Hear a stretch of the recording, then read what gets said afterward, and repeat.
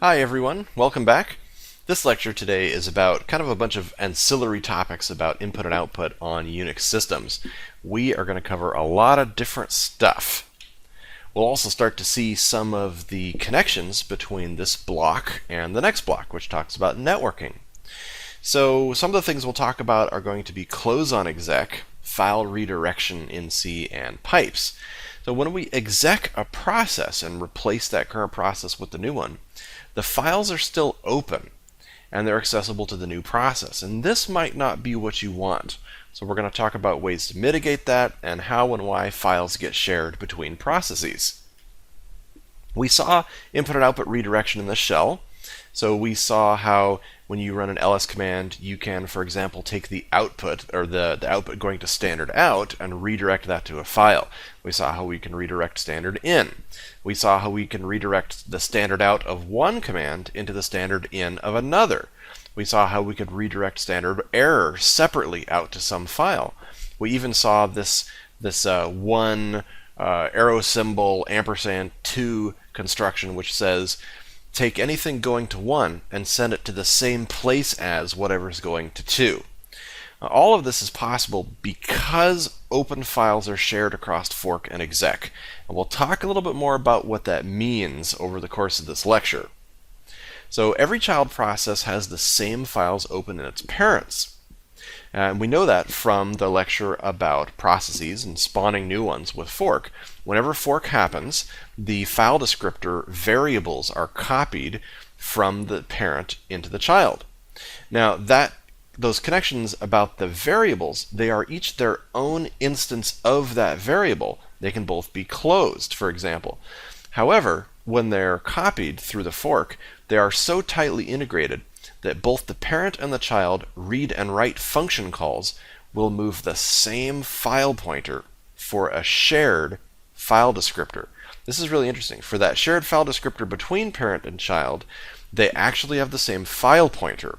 And that can be both surprising and annoying if you're not aware of it. And we'll show some code that demonstrates this. But the way to prevent this is that if you really do want to have your parent and child have separate access to a file, which is a possible race condition, then you would have one of the processes close and reopen the file. That breaks that linkage and allows each of the two processes to have their own file pointer.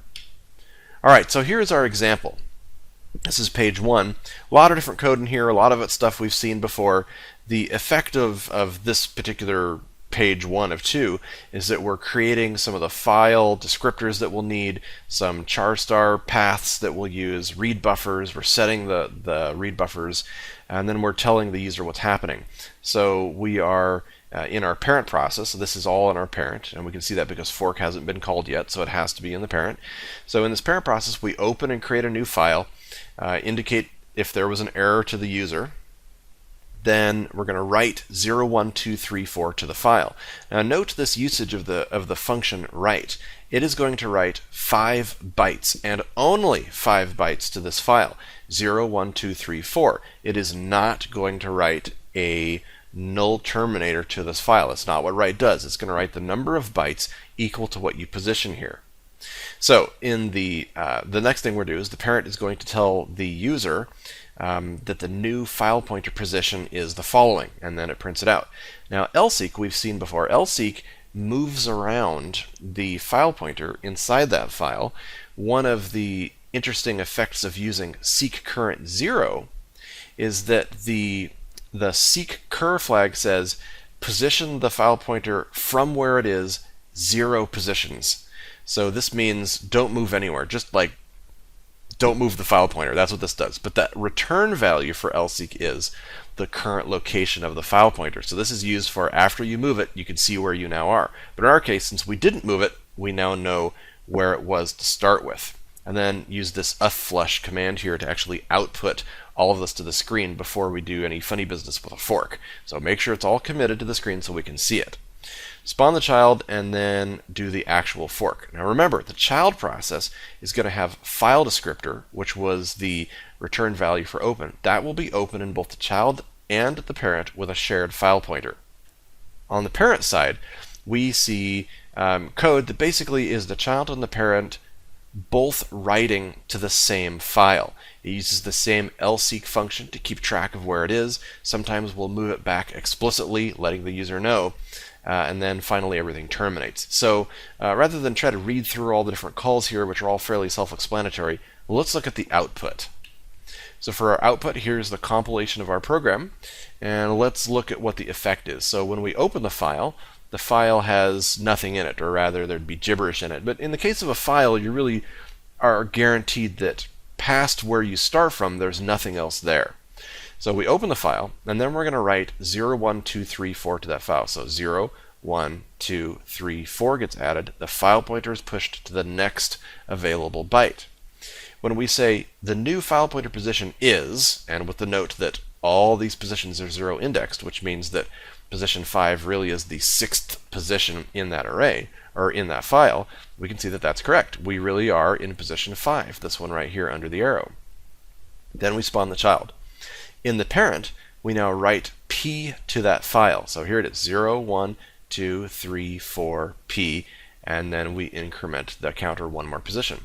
After the write, we can see that our position is updated to position 6, not a surprise. Let's lseek back 3 characters now to set up for the child. So we go back 3 from there. 1, 2, 3. Now we'll read a character in, and you can, or read a character from our file. We can see that the read pointer reads the 3 and moves on. So in the next positional report, we see that our new position is 4, which is true. We've moved to 4, and the character that we read was 3, which makes sense because that's what we just read. So we're seeing that both read and write increments that file pointer. Okay, now the child starts getting involved. First of all, the child is going to write C to the file. And note that instead of writing to the end, that where that file pointer was before, it writes a C right on top of it and moves on. So after the write, we can report that our file pointer position is 5. That's the one after the C. Let's lseek back 3 more characters, get the current position, which is now 2, which is the 3rd position. Read the character at that one, which is the 2, which moves our pointer along, indicate that to the user, and then end the program. And our contents of this file is 0123 CP, with the parent and the child both fighting over the various positions of that file. Now remember that, and the contents of the file. So remember that if you want to prevent this from happening, you have to open and you have to close and then reopen one of the file pointers in either the parent or the child, either way.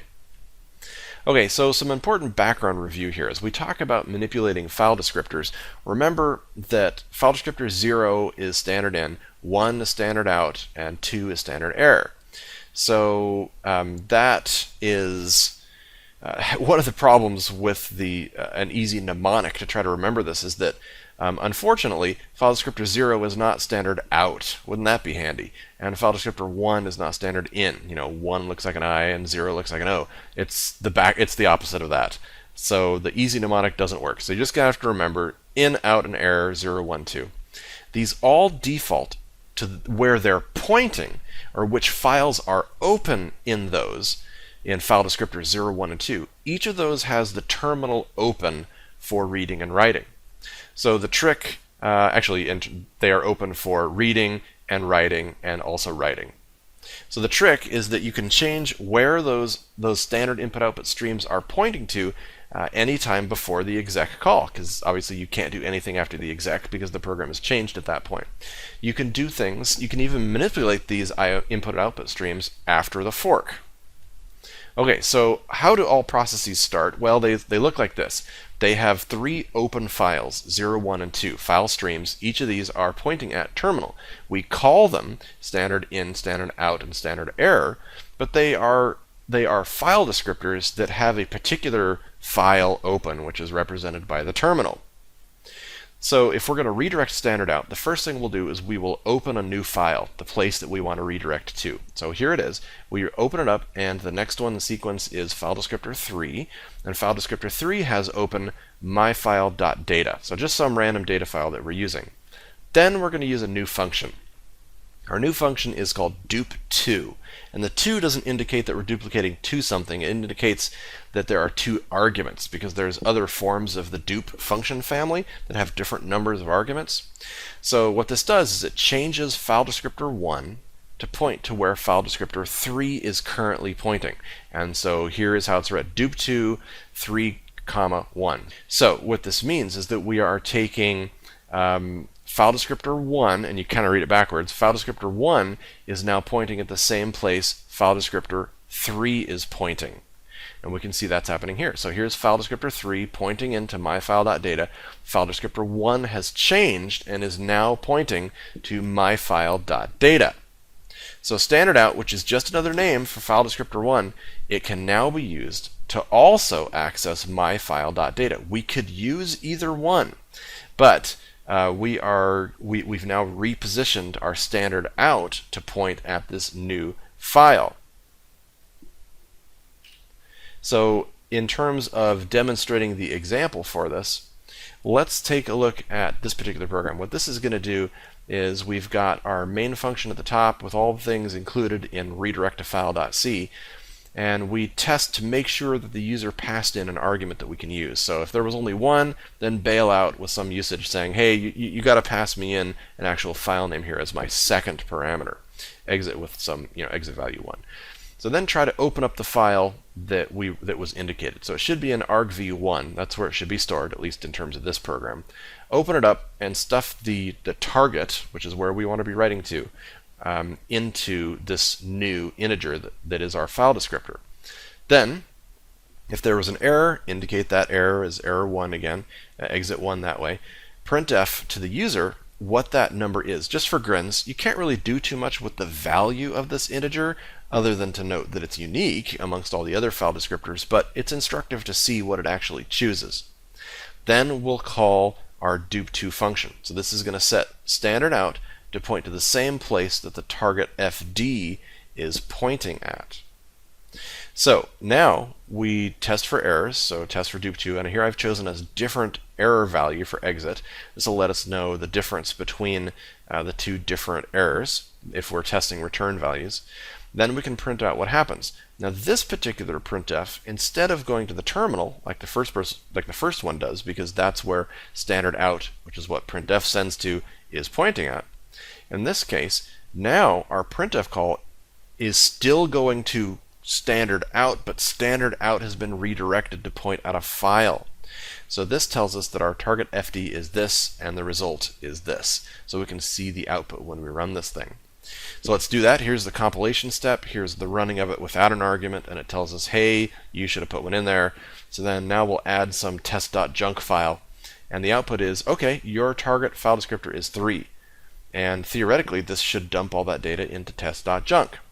When we run it, we then see, when we run that, it tells us what the target file descriptor is. We can then cat out the file, and we can see that it received the data. It received that redirected standard out data at the new target file descriptor, which is 3, and that the result, which is storing basically what the old file descriptor, what we had used originally, that's the file descriptor that has been changed. 1 has been changed to now point to 3. So it worked.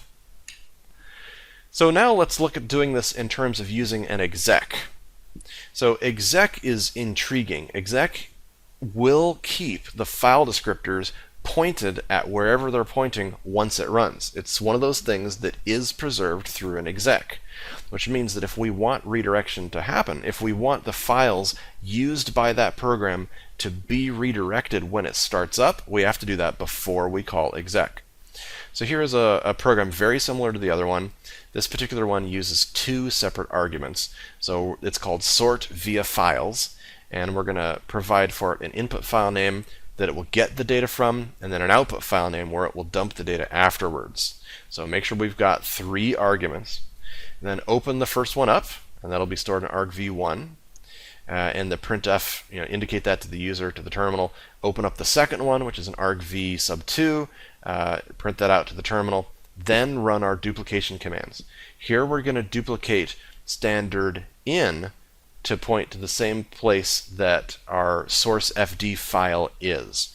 So whatever we were told to in our source file, that's the place that standard in is now going to try to read from. And then we're going to do the same thing for the output. So dupe2 1 into target FD. So now, anytime we send data to standard out, which is file descriptor 1, it will go to wherever target FD was pointed at when we ran this dupe2 call.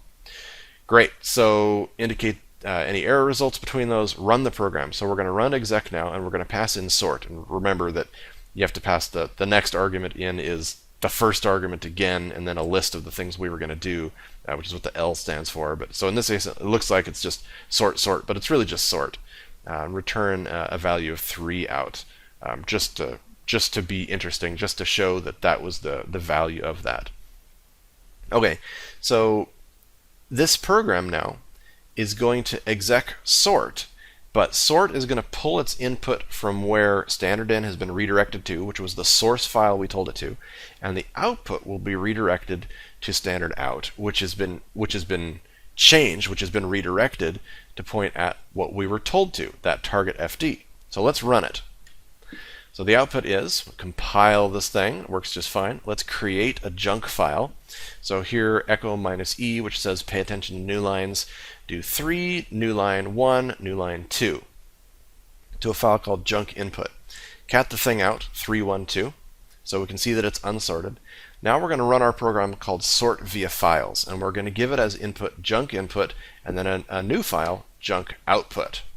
When it runs, it tells us that the source file descriptor is 3, which makes sense because 0, 1, and 2 are reserved and consumed for it. Then target FD is shown to us as being 4, the next one up. Then we are going to cat out the file, and we see that it is now sorted. So it worked. We were able to call a program having redirected in and out, and we got an effect and saw nothing on the screen other than what we printed out before we did the redirection and the exec. Okay, so some details about close on exec. There is a flag that can be specified in an open call that can tell the kernel to close any open files when or if the process gets execed. Well, why would we care? Well, open files being inherited by child processes might be a bit of a security hazard. We might have secure data, we might have sensitive data, we might have data protected by HIPAA or FERPA or something like that that we really don't want to have access in the child process that we're spawning. Maybe this child process allows user input or something, and we're worried about buffer overflow attacks that might get at the variable data or that might get at the open files. So we designate certain files as those that should be closed when the file pointer and the file descriptor is shared across to the child process, and it'll be specific to only that file that we care about. All right, so this will be inherited through the fork. So if we make this call before the fork, if the parent gets it, the child will also get it. So whichever parent or child has these flags specified, it'll have the effect from whichever of them call exec. So the actual way to do it is just a simple call. So once we've run our open command later on in the program, if you call this fcntl, function control or file control, then what it's going to do, so you give it with this setfd command for your particular file, and you pass in this flag, fd_close on exec. That is how you would do it. And that just registers that particular file descriptor to be closed automatically when the exec eventually happens. All right, so normally, just for the graphical representation, if we've got some server running and file descriptor 5 is open and it forks off, then what's going to happen is that when we have a file descriptor that is exec, we will see the contents of that process being replaced. So we're going to replace our .server with .connect. And the process server has now changed. It has the same process ID, but it's now running connect code. That's because of connect, or that's because of exec. The file descriptor 5 is still open between them, and maybe we don't want that. So what close on exec does is it's going to axe both the contents of that process, replace it with connect, and it's going to axe the file descriptor. All right, so different real inter-process communication methods. So on Unix, we've seen lots of cases of using intermediate and temporary files to input and to change where input and output is all going. There's a concept called pipes, which is IPC between two processes that have been forked by a common ancestor process. We'll do some examples for that. We have something called a FIFO, also called a named pipe. and it's communication between any two processes on the same machine, regardless of whether or not they're ancestors. They also are, you can think of them as permanent pipes that live as files. Again, we'll show examples coming up. There are these things called message queues, which are communication between any two processes on the same machine. They're not all that common, so there are some older System 5 libraries from Unix System 5 that have all been replaced with the POSIX system. They aren't a simple byte stream, so in Linux, for example, all of these POSIX message queues, they can be mounted like a file system. So as you send messages back and forth, they appear like a file, and you can use ls on the messages in that queue. You can remove them out of the queue. So it's almost like managing a database or managing a file system in terms of sending your messages back and forth. So pretty complicated. They support categories for all the different messages. You don't typically see these unless you're writing in the kernel. You're doing some really deep level messages that have to be passed around. And then one of the final methods we'll talk about at the end of the course is sockets, which is communication between any two processes. They may even be separated by a network. So could be a network that is accessible on the same machine. So you're sending between two sockets on the same machine. It could be between two sockets between two machines on the same network, in the same local area network, and it could even be between two processes on two machines not on the same network, so across the internet. All right, so intro to pipes. Input-output redirection with dup2. That allows us to mess around with I/O between processes and files. But that's it. So how do we redirect input, though, between processes and other processes on the same machine? What if we don't want to use files? So we could use them, but writes to disk are slow, and we don't have a really fast or efficient way to track when the other process is ready to receive or send new data. Maybe we could do mutexes or some other form of semaphores, but that is, generally speaking, a fairly complex procedure. A better answer might be to use pipes. So pipes provide a way to connect some write-only file descriptor in one process to a read-only file descriptor in another process. So here's our two processes, 1 and 2. And in process 1, file descriptor, or the stdout file descriptor, we can send data out of it. And in process 2, we can read into there. So write puts bytes into the pipe, and read takes them out. And it's almost like kids being put in the bus. So the school administrators put them in on one side, the parents get them out on the other side, right? Same kind of thing. So to create this pipe, so pipes are possible. The reason why we can use these things is again because file descriptors get shared across the fork and across exec. So the parent process creates the pipe, which is going to result in two new open file descriptors, one for the input, one for the output. The parent process calls fork, maybe exec, and both the parent and the child are going to have those file descriptors still there that were created by the pipe and available to use. The child can now read from the input, the parent can now write to it, or the other way, either way, depending on which direction you want the data to flow. Okay, so the pipe function, to use this thing, you give it an array of two integers, and that's where it's going to store the two new open file descriptors that it creates. The first one is going to be our input file descriptor, and the second one is the output file descriptor. One of them should be used by the parent process, and the other should be used by the child process. The FIFOs, or the named pipes, is how we do it between two non-descendant processes. We'll show that one here coming up. In order to read and write data between the two, we need, before we look at the example for how pipe works, we need to understand how read and write work. So read, as a command, will succeed if data is available. So it'll receive the data and return immediately if there's data in the pipe ready to be read. That return value of read is going to tell us how many bytes were read, and it could be less than you requested. More about that later. If data is not available, however, then read will block waiting for the data. So your process execution gets suspended until the data gets there. And you may not have expected this, that if you call read on a pipe that has no data, it blocks your process and nothing else happens until data gets there.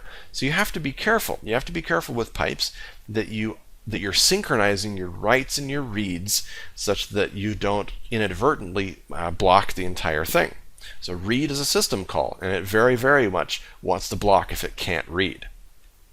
Write is very similar, so it will not return until all the data has been written. It's also a system call, so if you tell it to write, 1,000,000 bytes and it can't write it all at once, then it will block as it tries to push data through this pipe. One of the things that could cause that is pipes have a certain size and only so much data fits in. Usually it's a fairly large number, like 64,000 bytes, but you can change it with various function calls. If it fills up and there's no more room, then write will block until space becomes available. And how does space become available? It's available with this kind of destructive readout that we talked about with core memory. So whenever you read data out of the pipe, that removes the data from the pipe in addition to making it be readable. Let's look at an example for this thing. So here's kind of a big example, a little bit dense, but we'll go through it. This is pipe and fork.c. So once our main gets up and rolling, we're going to track some result values.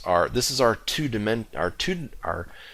element single dimension array for storing the file descriptors for the pipes.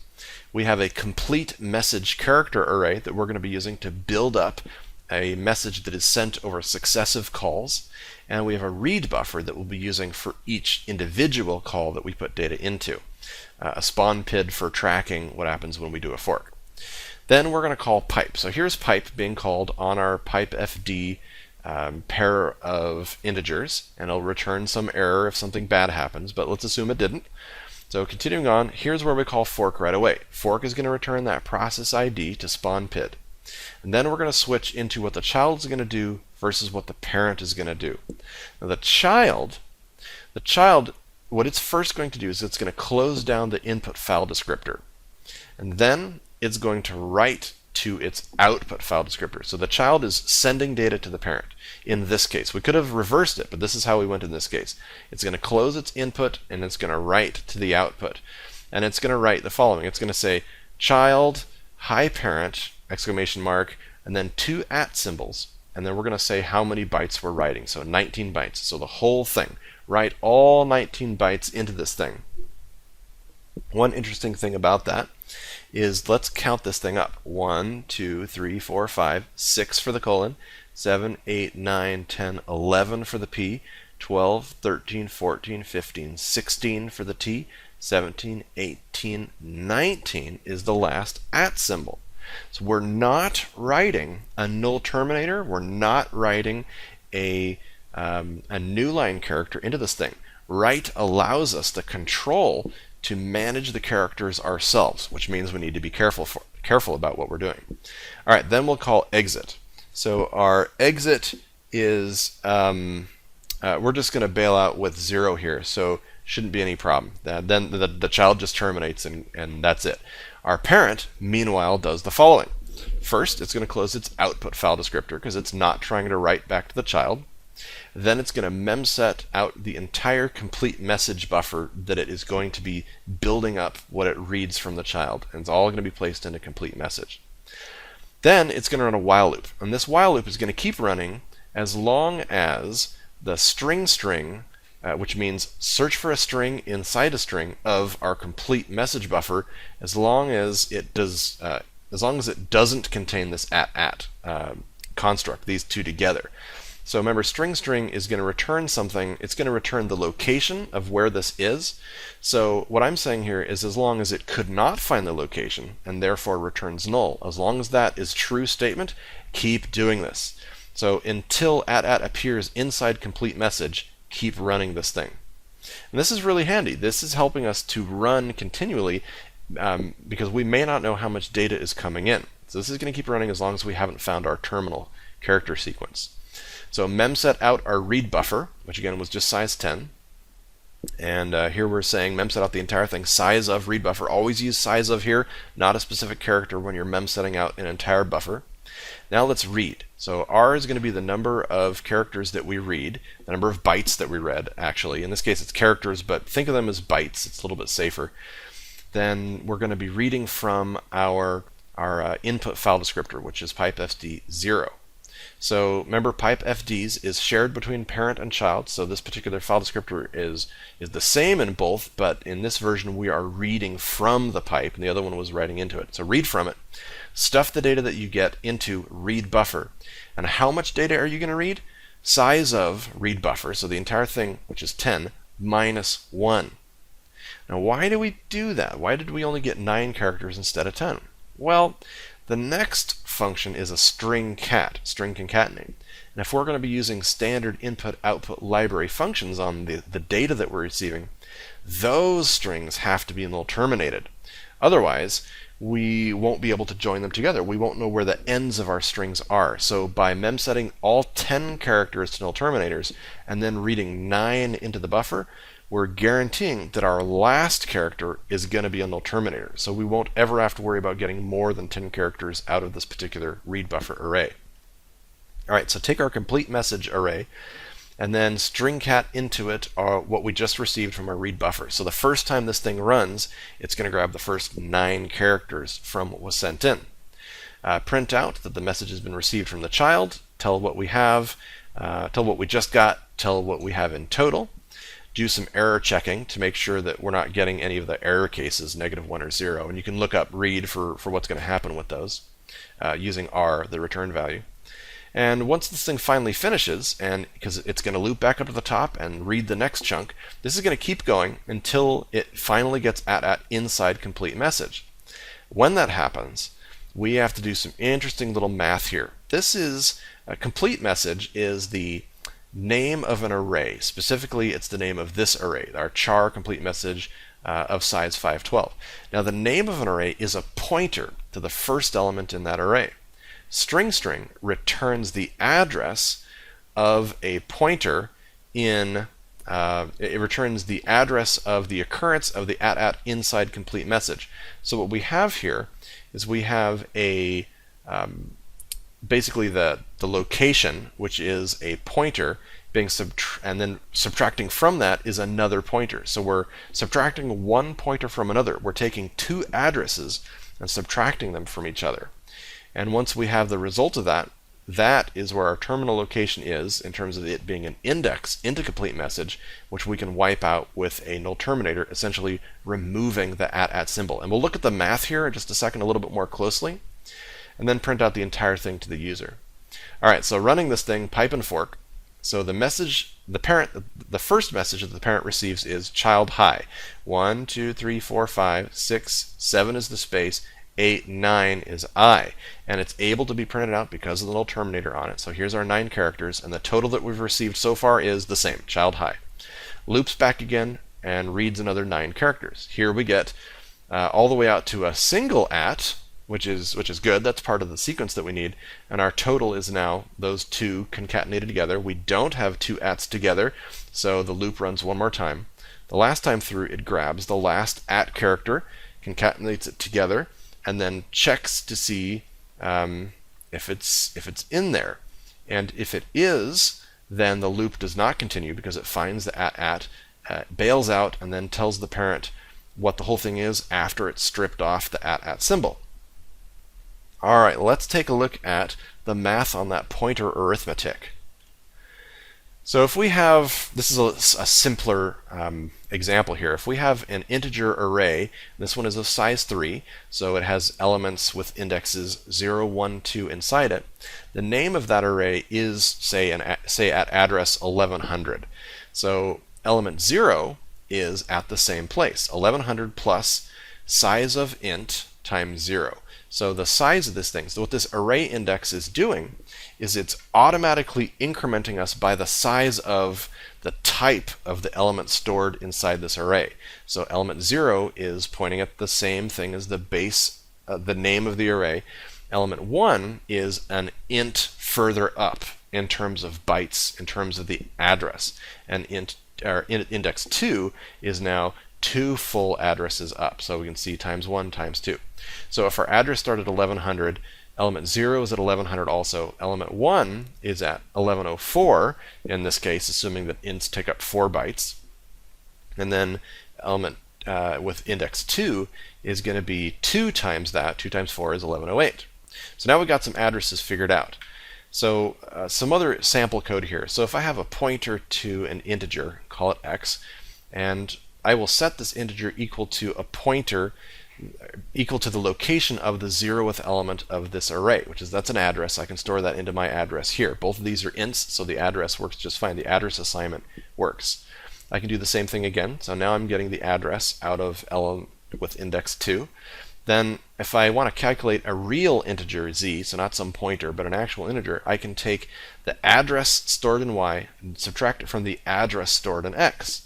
So I'll get something like 1108 minus 1100, which is just 8. And that's in bytes, which means I know that there were 2 integers that are between the positions here. It's the same thing like saying we have house numbers. We have house numbers on a street. One is at 1108, one's at 1100, and we can tell that there were 8 numbers in between house 1100 and 1108. So down in our original example, if we pretend that the addresses were at 4068 and 4000, then we'd subtract them by each other, divide by the size of what an integer actually is, and we get 17 out of this thing. A simpler way to actually use that, to use what we get out of it, would be this. So in our original example, what we're doing is we're saying, let's take the address of the first location of that at thing inside complete message and subtract that off of the total or the base beginning of what we had. So the effect is that we're going to get 1108 minus 1100, right, to get our 8 value out, and then we use that 8 address inside our array operator here to index 8 forwards and then wipe out that null terminator, obviously with the correct numbers in place. But what we could have done is if we just ran string on complete message, that returns a location to a char, it's a pointer to a char star, to the beginning of where this string started. And if we have that, we can just wipe it out directly. We can dereference it to get the actual storage location for that variable and then wipe it out with a little terminator. So this is probably easier, but the pointer arithmetic is too interesting not to pass up. Alright, so error checking these things. It's critical stuff. You're going to really have to worry about this in terms of reading and writing data in the work that we do in this block and in our networking block. So checking the return value of read. It's not just if the return value is -1, some sort of error. The return value is going to tell you if the desired number of bytes that you told it to get was not read. And this can tell you, for example, if the pipe didn't have the amount of data that you expected it to. So our previous example used a terminator, the at sequence, instead of tracking byte counts, because often you don't know how many bytes there will be. If you did know how many there were, like imagine you had messages of fixed size. So every message I'm going to send is 100 bytes inside. If you read them in 15-byte chunks, keep going until you have 100 bytes in total. That's your message, and that would be another way that you would know how to stop. You can also use a terminator here if you don't know. And the same thing goes for write. If the number of bytes returned isn't what you expected, for example, if a signal handler got in there and messed you up with a signal, then you might have to loop over the write again, and you might have to write only what got missed. So if you intend to write, say, 20 bytes, and it returns 15, you know that you have to send the last 5 bytes again, because they did not get sent out. This error checking for reads and writes, not only does it work for pipes, but it also works when you're using read and write or send and receive across network sockets. So the same thing we're going to see in the future. With those sockets, you have to worry about reading and writing and the number of bytes associated with it. All right, closing the pipes. So process 1 closes an output pipe. If process 1 closes out its output pipe, and process 2 is currently blocked on a read because there was no data available. So imagine it tries to read, there's no data, so it blocks, and then process 1 just closes its pipe, then read just returns 0. So that's one of the ways that you can get a 0 out of this thing. If process 2 closes its input pipe, then if process 1 tries to write it, then write returns a -1. And the error no variable in process 1 gets set to this epipe value. Process 1 then is going to be sent the sig pipe signal, which we talked about in our signals lecture. So that's how you get sig pipe. You tried to write to something where the other end wasn't there. So a named pipe, also called a FIFO, is a persistent pipe, and it's represented in the file system. It's represented by a special file. In C, we create it with a function called makeFIFO, M-K-F-I-F-O. And there's also a command in Bash that you could do this from and create them directly in Bash, and it's also the same, M-K-F-I-F-O. Once these things have been created, then any process can open up this FIFO with an open call. And once it's opened, it works just like a pipe, which is to say, just like a file. You can read and write to it. So why would we use one of these things in a FIFO? Well, for example, we could build some sort of client-server architecture on our machine, but we don't want to deal with sockets. This would be an easy way to do it. We can transmit data between these two unrelated processes. They don't have to be ancestors of each other. This is how we would do that. We didn't have to use pipe and then fork. We can just use these FIFOs to transmit data back and forth. Or if we want to transmit data with a non-network aware program. So imagine your program doesn't know how to write to network sockets. It might be able to write to these FIFOs instead. So we're doing it from the shell. We can call the makeFIFO command, and you give it a name, myFIFO. And then in your directory, you can say, show me these things. Show me with ls the files that are in there. -l gives me the long form. I'm filtering for anything that has a my in it. And we can see that the first letter, instead of a D for a directory or a dash for a file, is P for a pipe. And here we have a myFIFO FIFO sitting there ready for us to use.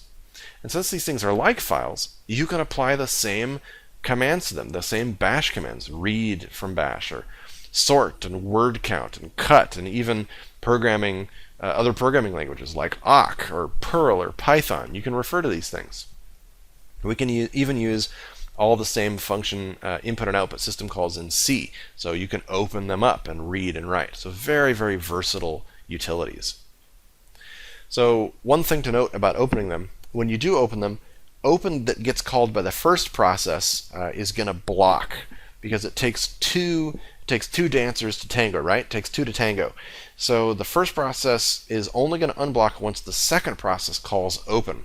So in our example here, process A calls open, and maybe it calls it for reading only, then it's going to block, and it's going to just hold there because there isn't somebody on the other side. If process B then calls open, maybe it calls it for write only, then in that case, then process A and B both continue on from there. So process B was never blocked, but process A did get blocked for however momentarily while it waited for the other end to open up. Here's an example here. This is our last slide for the day. This particular FIFO example is exactly the same as the previous example when we used a pipe. The only difference is that we're using a FIFO, and here we're using the C commands to do it. Here's the makeFIFO command, or function call, opening up with some particular permissions, and we treat it otherwise pretty much the same. We can open up the file descriptor with the open call. We can write to it. Here inside the parent, I'm doing the same thing again. I'm opening up that FIFO. It's been created, but there was no pipe that shared all the file descriptors, so instead of closing ones I don't need, I have to open it up in both cases, one for writing, one for reading, and then run the same loop where we're looking for the @ symbol. I'm doing the same pointer arithmetic to get the data, and I get the exact same output down here. And the difference is that this thing lived as a file in a directory where, or at least a virtual file, because it's not actually a file, it just looks like one. It's this virtual thing that we can use standard read and write commands on. So that's pretty neat. Alright, well that's going to do it for today. If you have any questions, feel free to hit us up on the discussion boards. This has been all of the random versions and methods of sending data back and forth between processes that we're going to cover in this course, except for one, which is going to be networking. And that's what we're going to cover in the next block. So we'll see you over there. Thanks!